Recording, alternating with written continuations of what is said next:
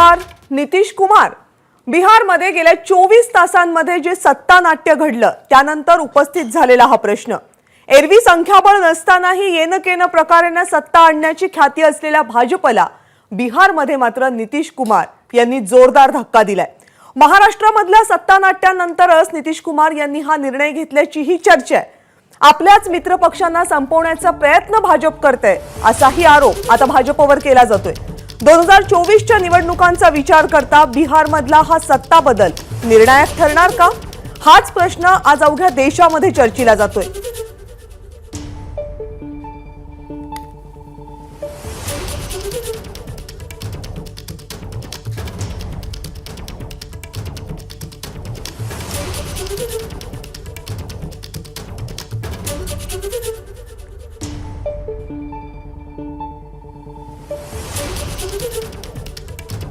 आणि अवघ्या देशामध्ये असलेला हा सगळ्यात महत्त्वाचा आजचा प्रश्न की 2024च्या निवडणुकांचा विचार करता आज बिहारमध्ये जे काही घडलंय त्याचा काय परिणाम होणार. आणि याच मुद्द्यावर चर्चा करण्यासाठी आज आत्ता माझ्यासोबत स्टुडिओमध्ये उपस्थित आहेत काँग्रेसचे प्रवक्ते सचिन सावंतजी. स्वागत आहे आपलं. राजकीय विश्लेषक अभय देशपांडे या चर्चेमध्ये आपल्यासोबत सहभागी होतात आणि भाजपचे प्रवक्ते राजीव पांडे हे सुद्धा काही वेळातच या चर्चेमध्ये सहभागी होतील. सर्वात सुरुवातीला सचिन सावंतजी, आशा पल्लवित झाल्या 2024चा विचार करता? नाही, मला असं वाटतं की देशातलं वातावरण जे सगळ्यांसाठी चिंतेचं आहे आणि त्याच्या अनुषंगाने हे जे निर्णय होत आहेत त्याकडे थोडंसं गांभीर्यानं पाहण्याची आवश्यकता आहे. याचं कारण असं की ज्या पद्धतीनं आता पहिली गोष्ट महाराष्ट्राच्या परिप्रेक्षामध्ये हे जर पाहिलं तर महाराष्ट्रामध्ये सातत्यानं ज्या वेळेला हे सत्ता परिवर्तन झालं त्यावेळेला भारतीय जनता पक्ष म्हणत होता की आमचा याच्याशी काही संबंध नाही. एकनाथ शिंदेजी बोलता बोलता बोलून गेले होते महाशक्ती कोण. आता ती महाशक्ती खरोखर कोण जी काही आहे ती आता सुशील मोदीजींनी सांगितली की त्यांचा रोल याच्यामध्ये होता. आणि का होता ते तर अधिक गंभीर आहे की आमचं हे सूड नाट्याचा एक भाग होता अशा तऱ्हेचं ते म्हणतात. या देशामध्ये मला असं वाटतं की नुसतं विरोधी पक्ष नाही, जे पवार साहेब म्हणाले नुसतं विरोधी पक्ष नाही, लोकशाही संपुष्टात आणण्याची जी प्रक्रिया गेले काही वर्ष आपण पाहतोय त्याचा हा परिपाक आहे. तुम्ही ज्या वेळेला हे सत्तेमध्ये भारतीय जनता पक्ष आला त्यावेळेला अमित शहाजींचं वक्तव्य तुम्ही लक्षात घेतलं पाहिजे की त्यांनी आल्याला म्हटलं होतं की 50 वर्ष पुढची आम्ही राहणार आहोत सत्तेमध्ये. त्यानंतर तुम्ही दुसरं घ्या की भाजपचे जे अध्यक्ष जे.पी. नड्डा त्यांचं असं म्हणणं आहे की कुठलाही प्रादेशिक पक्ष आमच्या बरोबर टक्कर देऊ शकत नाही आणि देशामध्ये केवळ एकच पक्ष राहणार आहे. ही एकपक्षीय मानसिकता काय आहे? तो लोकशाही बद्दलचा अनादर आहे. तो प्रादेशिकत्वाचा जो अनादर आहे तो तर गोळवळकरांच्या विचारधारेबद्दल आलेला जो तुमच्या आता कार्य स्वरूपात दिसतोय भाजपच्या की सरळ सरळ प्रादेशिक पक्षांना तुमच्या देखील काही किंमत नाही. आणि हे प्रादेशिक पक्ष काय आहेत? हे या देशामधल्या विभिन्नतेचं स्वरूप आहे. वेगवेगळ्या जाती, धर्म, संस्कृती, त्याच्यानंतर त्याच्याबरोबर आलेल्या भाषा या आणि तिथले प्रश्न, स्थानिक प्रश्न यांना त्या ठिकाणी एक प्रकारची वाचा देण्यासाठी हे पक्षांची निर्मिती आहे. तेच तुम्हाला अमान्य आहे आणि देशामध्ये केवळ एक तंत्र तुम्हाला पाहिजे, एकाच पद्धतीचा विचार पाहिजे. हे अत्यंत घातक आहे. मला असं वाटतं जनतेचे डोळे लवकरात लवकर उघडावेत. भाजपचे प्रवक्ते राजीव पांडे आता आपल्यासोबत आहेत. हा मला वाटतं प्रश्न त्यांनाच विचारायला पाहिजे. थेटपणे राजीव पांडे, तुम्हाला हा प्रश्न आहे की सतत भाजपवर हा आरोप व्हायला लागलाय, उघडपणे व्हायला लागलाय की प्रादेशिक पक्षांना, विरोधी पक्षांना संपवण्याचा प्रयत्न भाजप करते. देखिए, आरोप तो कोई कुछ भी लगा सकता है, लेकिन मैं 2-3 बातें आपको बताता हूँ. वहां तक अभी बिहार के पृष्ठभूमि में बात चल रही है तो बिहार में जब भारतीय जनता पार्टी की ताकत नीतीश जी की ताकत से 3 गुना थी तब उनको सीएम पोस्ट के लिए प्रोजेक्ट किया. पहला जो अलायंस शुरू हुआ 94 से लेकर के जब तक वो 2013 में बाहर नहीं गए तब तक वो उस अलायंस के नेता रहे. 2004-5 से लेकर के 13 तक लगातार मुख्यमंत्री रहे. उसके बाद वो चले गए हमारे विपक्षी पार्टियां 15 से लेकर 17 तक उनके साथ रहे. फिर 17 से लेकर के 2022 तक, यानी करीब इस कालखंड में अगर आप 2 साल का समय छोड़ दीजिए तो वो हमारे कंधे पे बैठ करके बिहार के सीएम पद पर आसीन रहे. लास्ट चुनाव में उनकी संख्या 40, हमारी 77, फिर भी वो हमारे सीएम थे. और फिर कहेंगे कि वो अपने अलायंस पार्टनर को खत्म करने की बात चलते हैं. अब आ जाइए आप महाराष्ट्र में. महाराष्ट्र में शिवसेना भाजपा के अलायंस से केवल भाजपा को फायदा नहीं हुआ, शिवसेना भाजपा दोनों को फायदा हुआ और वो अलायंस था और वो आज भी है और आगे भी रहेगा. कौन सा पक्ष संपोले? अगर आप, और दूसरी बात अभी सावंत जी ने कहा, मैं बड़ा सम्मान करता हूं उनका, कि अमित शाह जी ने कहा था कि 50 वर्ष रहेंगे। 50 वर्ष उन्होंने कहा था, बिल्कुल काम के दम पर, अपनी विचारधारा के दम पर, अपने आइडियोलॉजी के दम पर रहेंगे, इसमें क्या बुराई है? आप भी तो थे, आप तो क्या करके थे सबको पता है। आपके नेता कहते थे कि 100 रुपया भेजता हूं तो 85 मेरे दलाल लोग खा जाते हैं। राजीव पांडे जी, मग प्रश्न असा उपस्थित होतो, नाही नितीश कुमारांचा तुम्ही संपूर्ण इतिहास सांगितलात तुमच्या सोबतचा, मग प्रश्न हा उपस्थित होतोय की महाराष्ट्रामध्ये सत्ता बदल झाल्यानंतर नितीश कुमार यांना अचानकपणे तुमची साथ का सोडावी वाटली? 30 सेकंड तुम्ही मला द्या, मेरा फर्स्ट कमेंट कंप्लीट होने दीजिए, फिर आप जो सवाल पूछेंगे उसका जवाब दूंगा।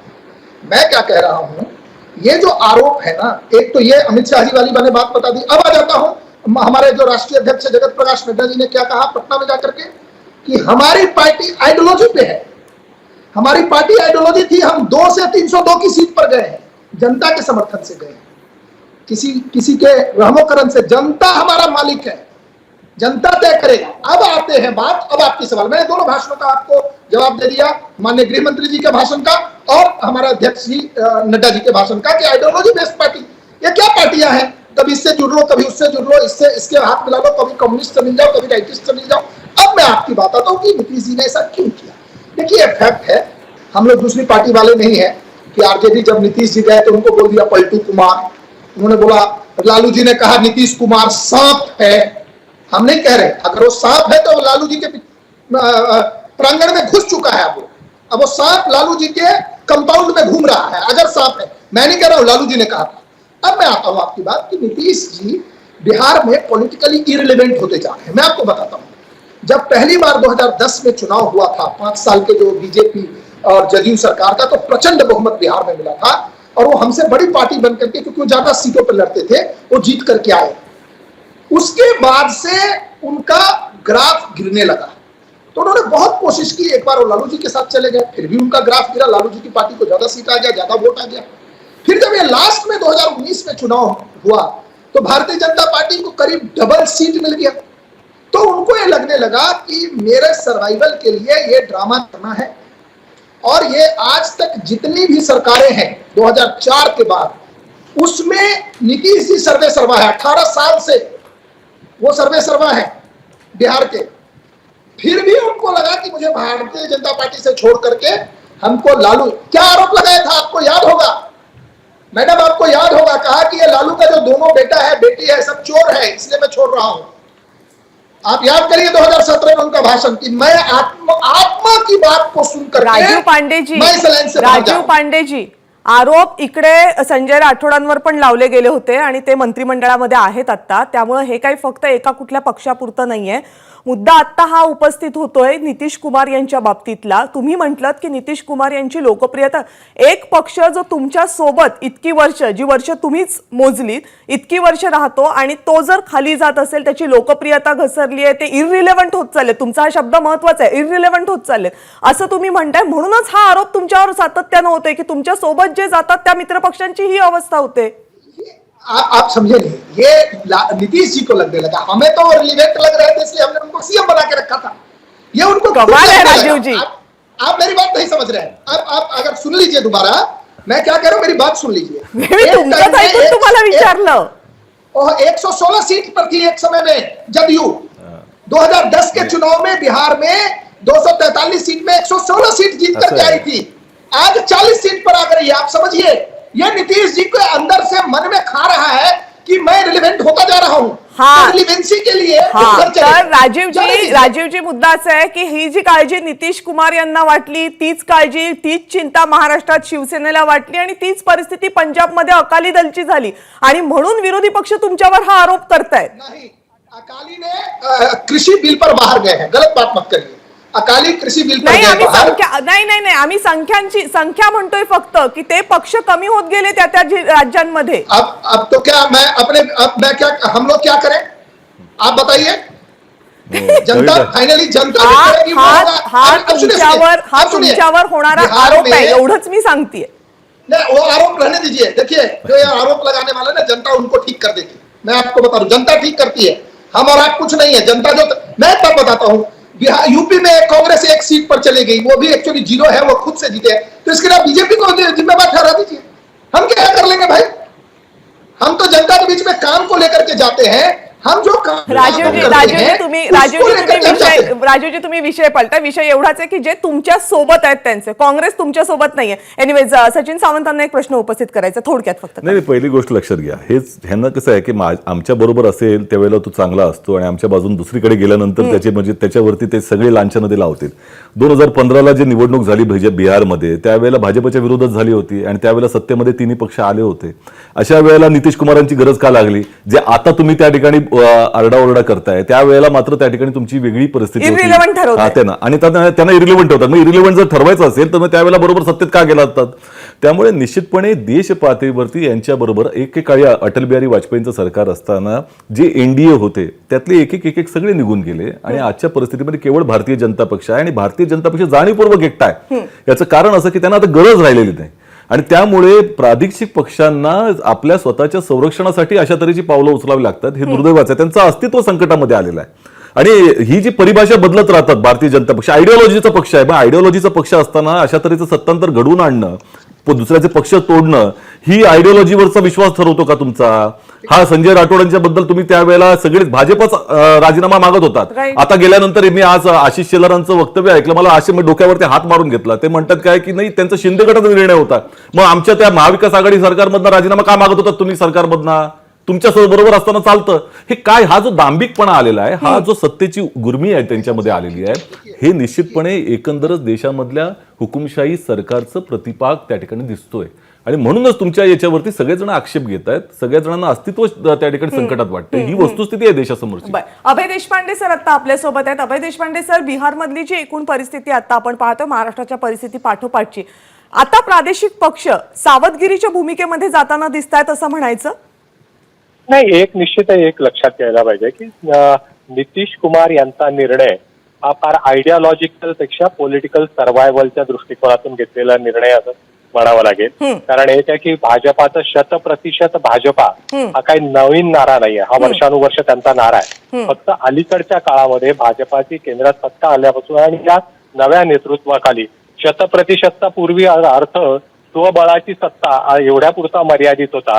आता तो एकट्याची सत्ता इथपर्यंत पोहोचलेलं आहे राजकारण. त्यामुळे प्रादेशिक पक्षांना जर ते भीती वाटत असेल तर ती स्वाभाविक आहे आणि ती आत्ताच वाटते असे नाही, तर मगोपाला सुद्धा गोव्यामध्ये हाच अनुभव आला. अन्य पक्ष राजकीय पक्ष जे आघाडीत आले त्यांनाही तोच अनुभव आला. परंतु आघाडी हाच मुळात आपत्धर्म असताना आणि त्या आघाडीत राहून प्रत्येक पक्ष आपली सत्ता किंवा आपलं बळ वाढवण्याचा प्रयत्न करत असताना एकट्या भाजपला त्याबद्दल दोषी धरता येईल का? दुसरं असं आहे की नितीश कुमार यांनी 2015 मध्ये ज्या मुद्द्यावर तुम्ही एनडीए सोडली होती, ज्या मुद्द्यावर तुम्ही महागठबंधन केलं होतं, लालू प्रसाद यादव यांच्या बरोबरच्या वर्षानुवर्षाचं विशिष्ट मिटवून एकत्र निवडणुका लढवल्या, नंतर त्यांनाच सोडून तुम्ही गेलात. नंतर याच भाजपाबरोबर तुम्ही लोकसभा निवडणूक लढवणे, तेव्हा भाजपाची आवश्यकता होती म्हणून भाजपाचे 22 खासदार असताना सुद्धा त्यांनी 5 जागा कमी लढवल्या कारण त्यांना त्यावेळेस आघाडी आवश्यक होती. आता याचाच अर्थ असा आहे की आघाडीचे निर्णय हे त्या परिस्थितीनुसार पक्षाचं हित लक्षात घेऊन घेतले जातात आणि ते भाजपानेच घेतले असं नाही, तर नितीश कुमार यांनी घेतले. आणि मला वाटतं की प्रादेशिक पक्षांच्या बाबतीत भाजपाची अशी भूमिका आहे वगैरे असा फार त्याला आयडिओलॉजिकल बेस द्यायचा जो प्रयत्न आहे त्याला आयडिओलॉजिकल बेस त्यांना देता येणार नाही, कारण त्यांचीच 5 वर्षापूर्वीची विधानं आज त्यांच्या बरोबर समोरच भूत होऊन नाचणार आहेत. तर या संदर्भात मला वाटतं की बिहार आणि महाराष्ट्रातली परिस्थिती वेगळी आहे. महाराष्ट्रामध्ये आज पक्ष हा फोडलेला आहे, पक्ष फोडलेला आहे आणि पक्षाला प्रादेशिक पक्षाला एका बरोबर घेतलं.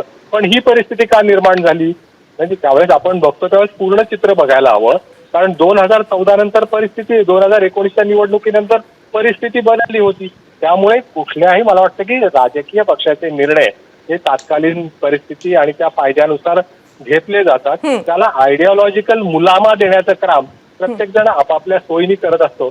एक निश्चित आहे की देशामध्ये दुसरा पक्ष राहिलाच नाही पाहिजे, याच्यासाठी ज्या ज्या गोष्टी कराव्या लागतील त्या भाजपाकडून होत आहेत आणि त्याचं निश्चितच ते त्याच्यावर टीका होईल. परंतु फक्त एकाच बाजूने हे सोयीचं राजकारण होतंय, आता निष्कर्ष काढणं सुद्धा सोयीचं होईल. आणि या सगळ्याचा 2024च्या निवडणुकांच्या दृष्टीनं नेमका काय परिणाम होईल हा मुद्दा यानंतर महत्त्वाचा बनतो आणि त्याच मुद्द्यावर चर्चा करायची आहे. पण छोटासा ब्रेक आता घेतोय. पाहत रहा एबीपी माझा. एबीपी माझा, उघडा डोळे बघा नीट.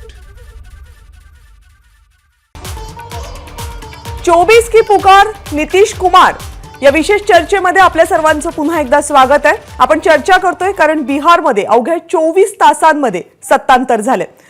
बिहारमधल्या सत्तांतराची तर चर्चा झाली, पण जेव्हाही बिहार किंवा उत्तर प्रदेशमध्ये एखादी राजकीय घडामोड घडते त्यावेळेस त्याचे परिणाम देशव्यापी असतात हे इतिहास सांगतो. त्यामुळे आज जेव्हा बिहारमध्ये हा अचानकपणे सत्ता बदल झालेला आहे त्याचे परिणाम येत्या लोकसभा निवडणुकांसाठी काय असतील हा सगळ्यात प्रमुख प्रश्न आहे. आपण पहिल्यांदा राजू पांडे यांनाच विचारूया की काय वाटतं त्यांना 2024 साठी आज झालेला बदल भाजपसाठी डोकेदुखी ठरेल.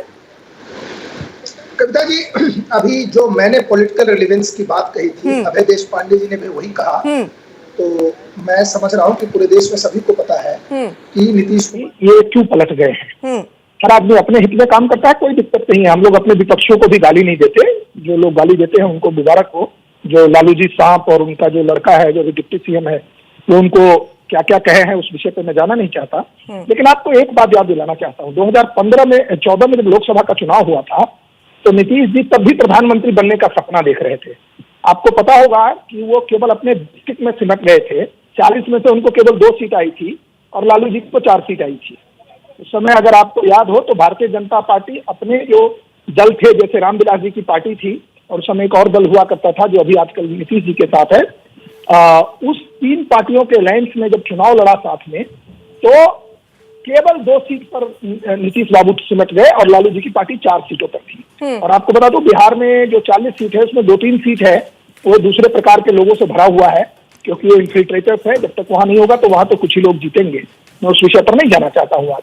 लेकिन बिहार में 40 सीट है, ये सब एक साथ हो जाए, भारतीय जनता पार्टी 2029 के चुनाव में 2024 के चुनाव में 24 ना 29 तक चले गए आप. मैं तब अरे हम लोग 24 को तो मैं मान चुका हूँ, 40 में 35 आपको अभी बता रहा हूँ. सब लोग मिलकर लड़ने. आपको मैं बता रहा हूँ इसके पीछे कारण. हाँ.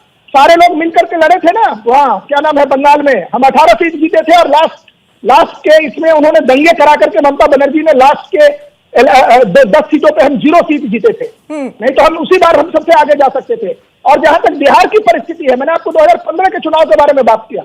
तब तो नहीं थे ना हम, नीतीश बाबू हमारे साथ नहीं थे. 2014 के चुनाव में नरेंद्र मोदी जी की नेतृत्व में बिहार में 31 लोग जीत करके आए थे और 6 लोग उनके तरफ से जीत करके आए थे.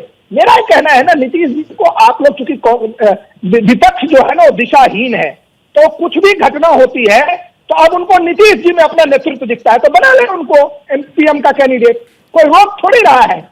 ऐसा है कितने बनाएंगे. ममता दीदी है, केसीआर हैं, राहुल बाबा हैं, इसके बाद नीतीश बाबू हैं और लालू जी भी जेल से अभी बेल पर है अभी उन पर. लेकिन एक बात और मैं बता दूं, कई केसेस चल रहे हैं. लालू जी 4-5 केस में तो कन्विक्ट हो चुके हैं, अभी कई केस और चल रहे हैं. तो अभी वो कब रहेंगे बाहर कब रहेंगे अंदर ये तो भगवान जाने. और मेरा ये कहना है, एक बात कविता जी मैं लास्ट कहने से पहले 30 सेकंड में बता देना चाहता हूँ. हम और आप जितनी चर्चा कर ले, अगर डिलीवरी जमीन तक नहीं है, अगर मोदी जी का काम जमीन तक नहीं जाएगा तो हम चुनाव नहीं जीतेंगे. चुनाव टीवी के स्टूडियो से लेकर के और कोर्ट में नहीं जीता जाता है. चुनाव जब हम काम करते हैं, हम जमीन पर अगर जाते हैं, हम जमीन पर अगर काम नहीं करेंगे तो हमको नहीं सत्ता मिल सकती है. यूपी में 73 सीट और फिर 64 सीट. यूपी में विधानसभा में 330 सीट, 280 सीट. कैसे होता है मध्य प्रदेश में इतने सालों से हम सरकार में हैं. राजीव जी जे तुम्ही सूत्र सांगितलं ना की आम्ही नाही काम केलं तर ते फक्त काय तुमच्या पक्षापुरतं मर्यादित नाही, ते सगळ्याच पक्षांना लागू ठरतं. मुद्दा हा आहे की आज जी घडामोड घडलेली आहे बिहारमध्ये त्याचा 2024च्या दृष्टीनं फक्त संख्येच्या दृष्टीनं नाही, कारण काही घटना या वळण देणाऱ्या सुद्धा असतात. अभय सर.